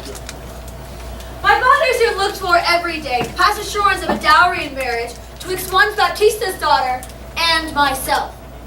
It's a very complicated matter, sir. Let's go and clothe you as becomes you. Got a lot to do. Let's do it. Forsooth, I care not for my life! The more my faults, the more the spite appears. What? Did he marry me to found me? Beggars come unto my father's door. If pretty present aims, if not elsewhere they meet their charity, and I, who never knew how to entreat, or never knew that I should entreat, I am starved from meat, giddy of lack asleep, with oaths to waken, with sprawling fed, and what spite me most of all things once, as he does it on the name of perfect love, like if he should say if I should eat or sleep, present at least, I guess a present death, I pray for him. Give me some repast. I care not if it is some wholesome food. Oh, what say you to a neat's foot? It is passing, let me have it. I cannot tell, I fear 'tis caloric. What say you to a piece of beef and mustard? Oh, then one or both or anything thou wilt. Aye then, the mustard without the beef? Get thee gone, you false deluding slave, that feeds me with the very name of meat. Go get thee gone, and all the pack of you that triumph of my misery. Go get thee gone, I say.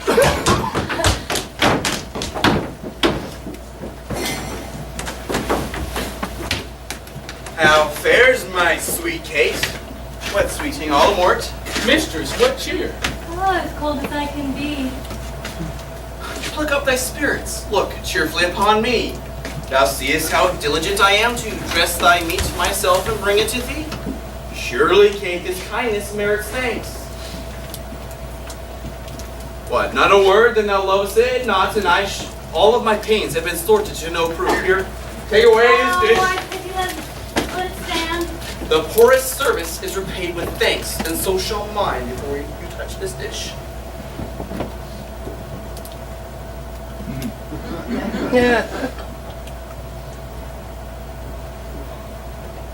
Thank you, sir. Senior Petruchio, fie! You are to blame. Come, Mistress Kate. I'll bear you company. Hortensio, eatest that all up if thou lovest me. Much good do it unto thy gentle heart.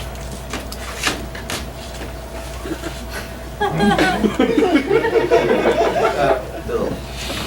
But, Kate, we must go into thy father's travail as bravely as the best, with silken caps and gowns and golden rings, with ruffs and cuffs and farthingales and things, with scarves and fans and double change of bravery, with amber bracelets and all of this knavery. What? Hast thou not dined? The tailor stays thy leisure to deck thy body with his ruffling treasure. Come, tailor, let us see these ornaments. What news with you, sir? Here's the hat your worship did to speak of, brah.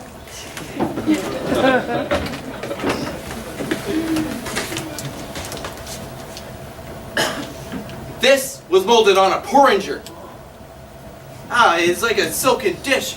Fie, it is lewd and filthy, just like a cockle or a walnut shell. Like a knack, a toy, a trick, a baby's cap. Away with it. I'll have a bigger. I have no bigger. This has been the time a gentlewoman wears tapestries. When you are gentle, you shall have one and not before. That will not be in haste. Sir, I have to speak my mind and speak I will. I am no child nor babe. If your betters have endured with the same my mind, and if you cannot, then stop your ears. My tongue will tell the anger of my heart. If not, my heart will break, and I'll fall too. As he that is most utter piercing to the pleasing words. 'Tis true, it is a paltry cap, a silken dish, a costard coffin, a bauble. I love thee well that thou likest it and not. Love me or love me not, I like that cap, and I'll have it or I'll have none. Yeah, brah. Come, tailor, let us see thy gown. Oh, mercy God, what masking stuff is this? What is this, a sleeve? 'Tis like a demi-cannon. What is this?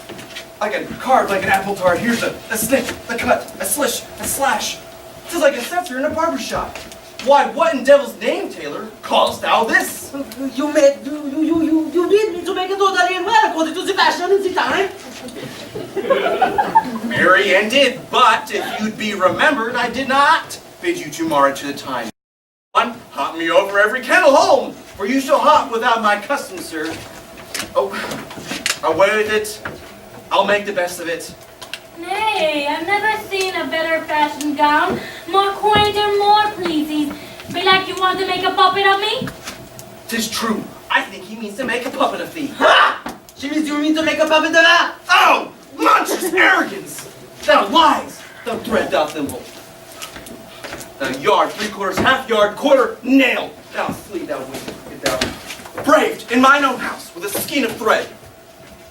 Away, thou rag, thou rendest, thou quantity. I should I sow to meet thee with thy yard, that I shall think on printing will so little. I tell thee, that thou hast marred her gown.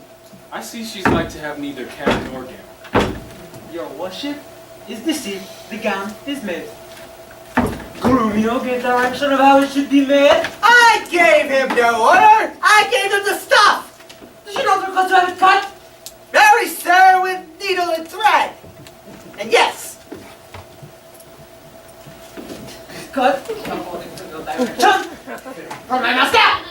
thou hast faced many things. Face not me. Thou hast braved many men. Braved not me. I shall neither be faced nor brave. I say unto thee, I did bid thee to cut the gown, but not to cut it to pieces. Ergo thou liest! See thou wilt see the tail of the tailor. Go on. Say no more and be gone. Tailor, I'll pay thee for thy gown tomorrow. Take no unkindness to his hasty words. Away, I say, commend me to thy master. Ill. In my house?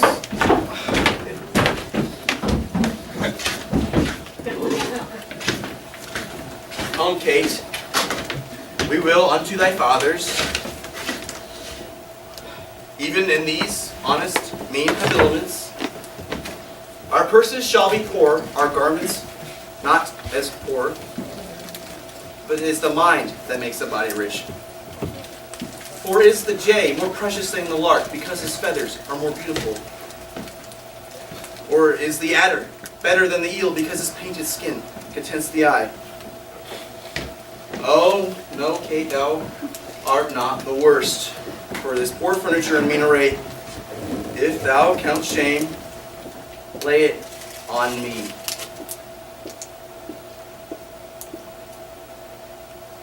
And therefore, Frolic, we will henceforth go unto thy father's to feast and sport us at the best. Go on, call the men, bring them straight to him. Fetch the horses and bring them unto Long Lane End, and there we will mount and hither walk on foot. Aye, say 'tis now till 7 o'clock, and there we will come there by dinner time. I assure you, sir, it's almost 2. It'll be supper time when you come there. It shall be dinner time ere I go on a horse. Look, what I say or do or think to do, you are still crossing us. Let it be alone, for I shall go to your father's ere I do. It shall be what o'clock I say it is. But you're wrong. Why, so this gallant will command the sun? Sir, this is the house pleasing you that I call. What else would I be deceived? Senor Bautista may remember me. Sir, stands I austerity belongeth to a father. I warrant you. Sir, here comes Senor Bautista. Set your countenance, sir. Oh, Get over here. Senor Bautista, this is the gentleman I told you of. Stand forth, good father, and give me Bianca for my patrimony. soft, son. Sir, by your leave, having come to Padua to gather in some debts, my son, Lucentio, has made me acquainted of a weighty cause, of love between your daughter and himself, and of the good report I hear of you, and the love he beareth your daughter, and she to him, to stay him not too long.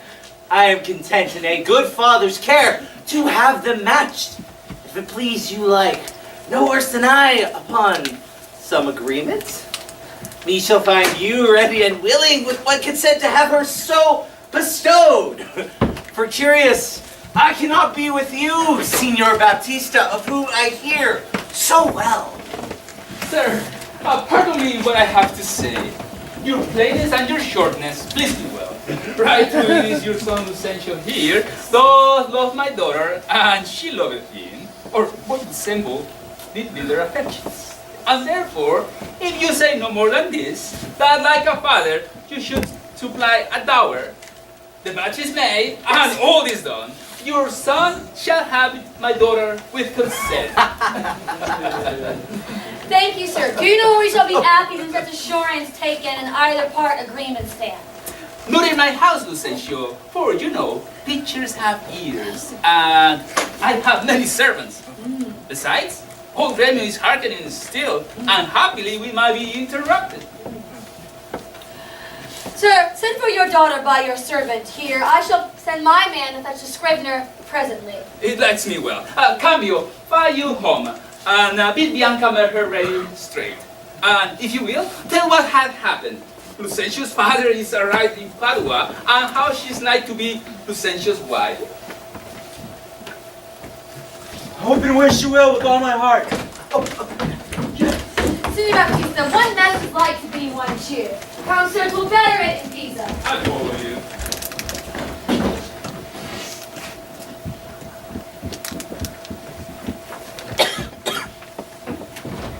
Cambio! Biondello! Don't say yourself, buddy. You saw my master wink and laugh upon you. I did. And now, he has me stay here to expound the meaning and morals of these signs and tokens. I pray thee. For life. Batista is safe talking to a deceiving father of a deceitful son. And his daughter is to be brought by you to the supper. I'm dead. The priest at St. Luke's Church is at your command at all hours. Hearest thou, Biondello? I cannot tell except that there are some counterfeit assurance. You take assurance of her to the church.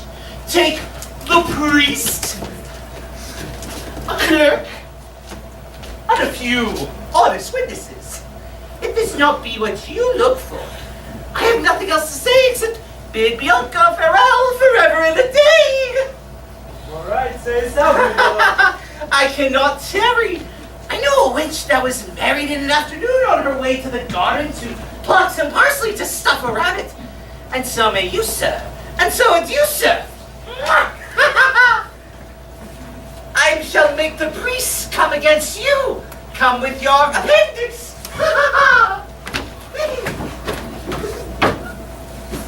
I'll hope and wish she may. She will be pleased. But wherefore I doubt. I'll round the go without her. If you can't be, I'll go without her.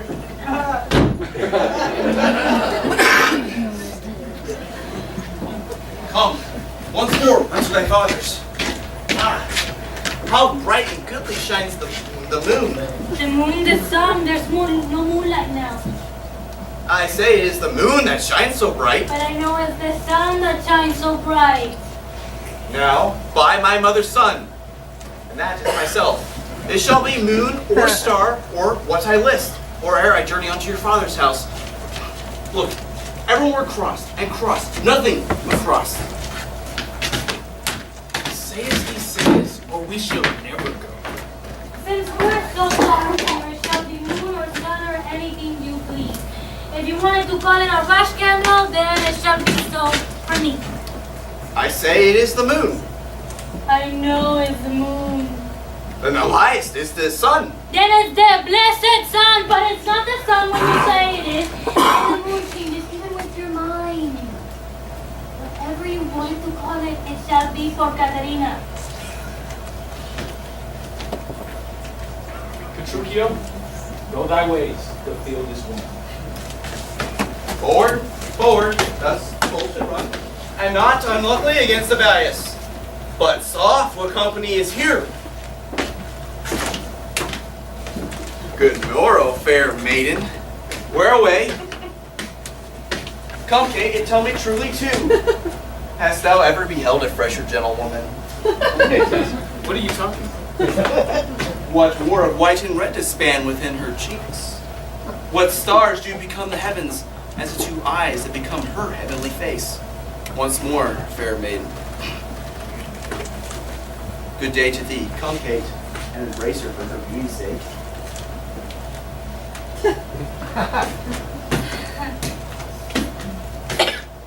Young, godling, virgin. Happy the parents of such a fair child. Happy the man that favors your stars and lose your bedfellow. Kate, I hope thou art not mad. That is a man. Old, wrinkled, faded, and withered, and not a maiden, as thou sayest he is. Obviously. Oh, pardon me, old father. I was just so bedazzled by the sun, the moon, the sun. Sure. The sun that seems so free. That now I see that thou art as a reverend father. Pardon me by my mistaken eyes. And do, good old grandsire, we're away, if, along with us, we shall be joyful of thy company. Fair sir, and you, my merry mistress, that with your strange encounter much amazed me. My name is called Vincentio, my dwelling Pisa, and bound I am to Padua to visit a son of mine, which long I have not seen. What is his name? Lucentio, gentle sir. The happier we met, the happier for thy son. And I may entitle thee, my loving father, the sister to my wife, this gentlewoman whom by this thy son hath married. Make it no wonder, nor be grieved, she is of great esteem, her birth worthy, and her dowry wealthy. As besides, so qualified as may be seen, the spouse of any noble gentleman, let me embrace with old Vincentio. And one are we to meet thy honest son, who will of thy arrival be full joyous. But is it true? Or is it your pleasure, like pleasant travelers, to make a jest upon the company you overtake? I do assure thee, father, so it is. Come, let us see the true hero, for our first merriment hath made thee jealous. Well, Petruchio, this has put me in heart. Half to my widow, and if she be forward, then have taught Hortensio to be untoward. Softly and swiftly, sir, for the priest is ready! Oh, I fly beyond the hope and chance they may need you at home. So leave us. I'll fly back to my master as soon as I can! I marvel, cambio not come all a while. But what did I just see? Bianca with someone else? I paid for that. Come, sir. Here is Lucencio's house. And here I leave you, sir. You shall not choose to drink before you go. I shall command your welcome here, and by all likelihood, some cheers to war. Ah.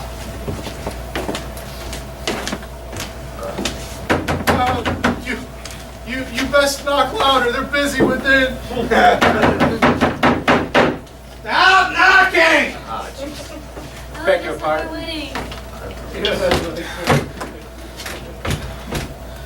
Who's... Well, never knew that step was so far. Who's he that knocks as if he would beat down the gate? Is Senor Lucencio within, sir? He's within, sir, but not to be spoken withal. And what if a man bring 100 pound or two to make merry withal? Keep your 100 pound to yourself. I'll need none of it so long as I live. Nay, I tell you, sir, thy son is well beloved in Padua. Sir, go on and tell Signor Lucencio that his father has come from Pisa and is here at the door to speak with him. Thou liest. His father come from Pladia and is here looking out the window. Art thou his father? Aye, sir. Or so his mother tells me, if I may believe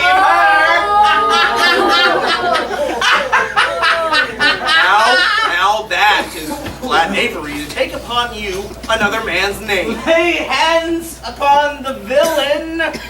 I believe means to cozen somebody in this city under my cloudinences. That was you. What That was you. What's going on here? Servant! Oh, there he is. I have seen them in the church together. God give them good shipping. But who is here? My own master Vincentio! Now we are done brought to that thing! What? Hast thou forgot thy master's father, Vincentio? Help, son! Help, Senor! Sir, Who am I? Nay, who are you? Oh, well, God, my villain. I am a son. I am a son. Well, I play the good husband at home. My son and my servant finish all at the university. what's the matter? What? Is the man lunatic? You seem like a sober, ancient gentleman. You talk like a madman. Thy father, oh villain, she is a sailmaker in Bergamo. You mistake, sir. You mistake, sir. Pray, what do you think is his name? Her name? If I not know her name, I have brought her up ever since she was 3 years old, and her name is Tranio.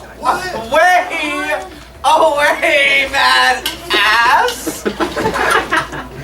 His name is what's your name again?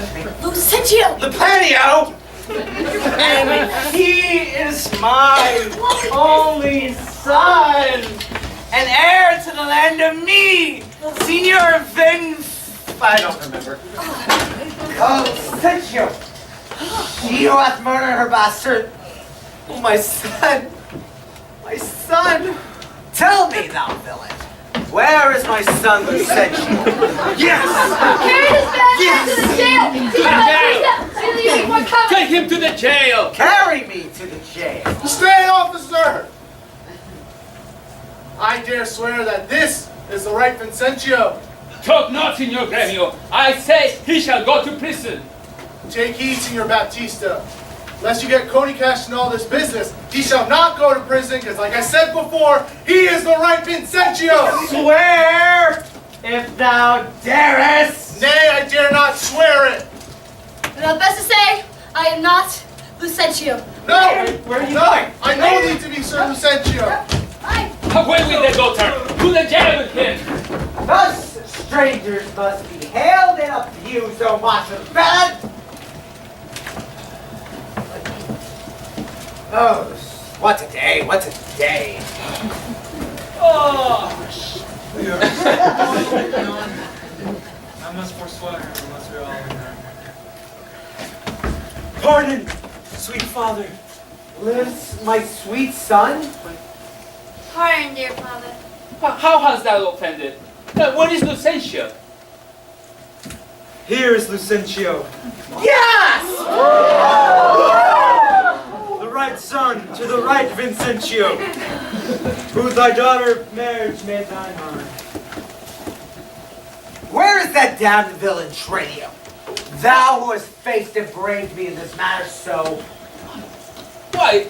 Tell me, is not this my cambio? Cameo is now Lucentio, father. Yes! Love brought these miracles, for I changed my state with Trenio, and I have arrived at the last at the witch haven of my bliss. But what Trenio did, father, I enforced him to, so pardon me, please. I shall slit the villain's nose. Thou who would have sent me to the jail. But do you hear, sir? Have you married my daughter without asking my goodwill? Fear not, Baptista. We will content you. Go to. But I will be revenged for this villainy. And I, to sound the death of this knavery. Fear not, dear father will not time.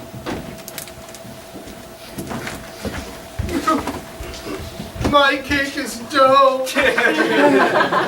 But out among the rest, out of hope of all, in my share of the feast! Let's see what's the end of this adventure. But first, Kate, kiss me, and we shall. What? In the midst of the street? What, art thou ashamed of me? Oh, no, God forbid. I'm just ashamed of a kiss. Then let's go. Come home and here we go away. Nay, I'll give you a kiss. A pretty dog. Stay. Is this not well? For better once than never, for never too late.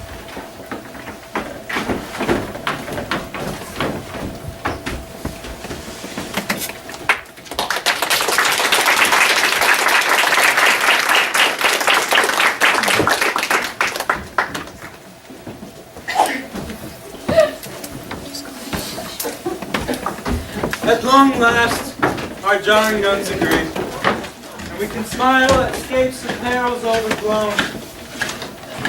I, fair Bianca, bid my father welcome, and I say kindness. Brother Patricio, Sister Catarina, and Hortensio, with thy loving widow.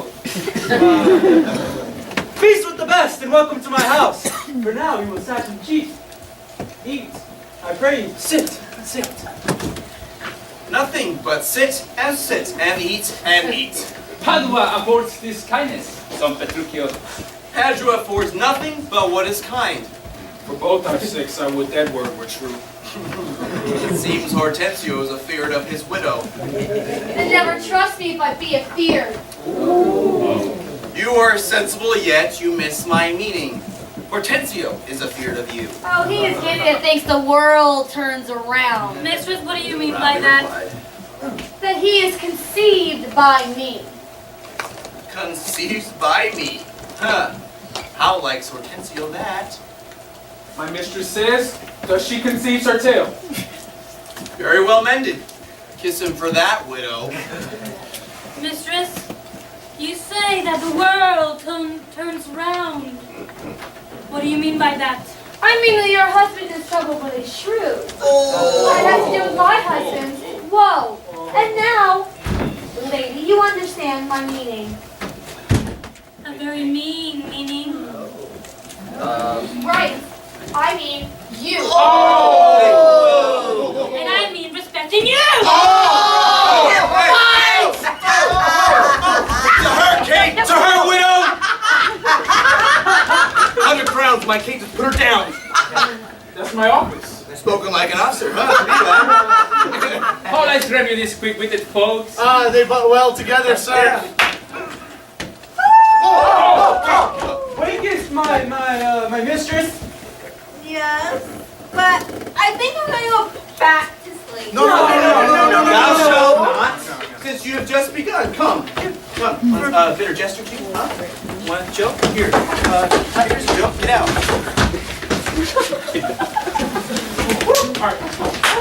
Back in here. Back to the business. Hey, I have an idea. Let each of us send forth unto his wife, and he whose wife comes at first, when he does send for her, shall win the wager which we shall propose. Content. What is the wager? 20 crowns. 20 crowns. So much I'll venture upon my hawk or my hound, but 20 times more I'll put upon my wife. 100 crowns. Content. 'Tis a match, 'tis done. Who will begin? That will I. Biondello, go bid your mistress come to me. I go! With fast pace. Son, I'll be your half. Bianca comes. I have no halves. I'll bet it on myself. Oh, here comes the road. What says the mistress? She bids me tell you that she is busy and She is busy and cannot come. What, is that an answer? Aye, and a kind one. Pray God, sir, your wife not any worse. I do hope that mine is better. Surround, Biondello. Go and entreat my wife to come to me forthwith. Oh, entreat her, then she must needs come. I am afraid, sir. Do what you can, but yours will not be entreated. Now, where's my wife? She says you have some goodly jest. She will not come. She bids you come to her. Come to her!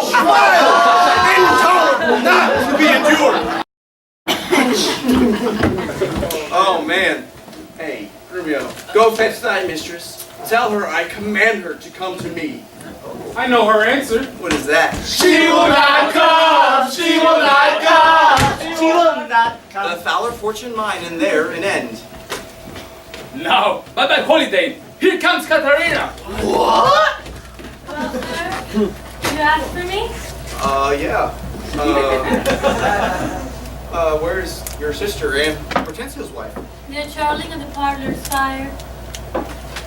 Oh, well, then go and fetch them hither, and if they deny to come, swinge me them soundly forth unto their husbands. Go on, fetch them hither. Well, here's a wonder. If you talk of wonder. So it is. I wonder what it bodes. Merry and peace it bodes, and in short, what is not sweet and happy, but here she comes, my wife, with your wife, as prisoners to her womanly persuasion. Try my hands! What have you done? What have I done? Your duty had cost me 100 crowns in supper time. Well, you shouldn't have bet on my duty. Come, wife, Kate, I charge thee, tell these headstrong women what duties they do owe their lords and husbands. She shall not. I say she shall, and first begin with her. Fie, that looking one-time brow. In charge those lances from good, in the eyes to wound thy lord, thy king, thy covenant. The one that cares for thee and for thy maintenance, commit his body to painful labor, to the land or sea. I tell you, I have nothing else to tell them. As women are not only to love, to serve, or obey. So if you still want me like this, my hand is ready. Take me. What, right here, right now? I'll be right here, right now.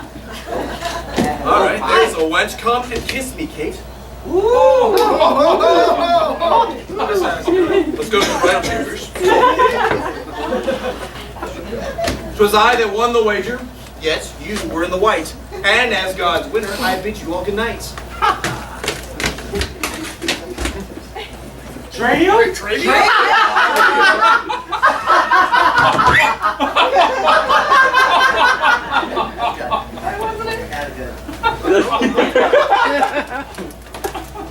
She was a girl. Yeah. You didn't know?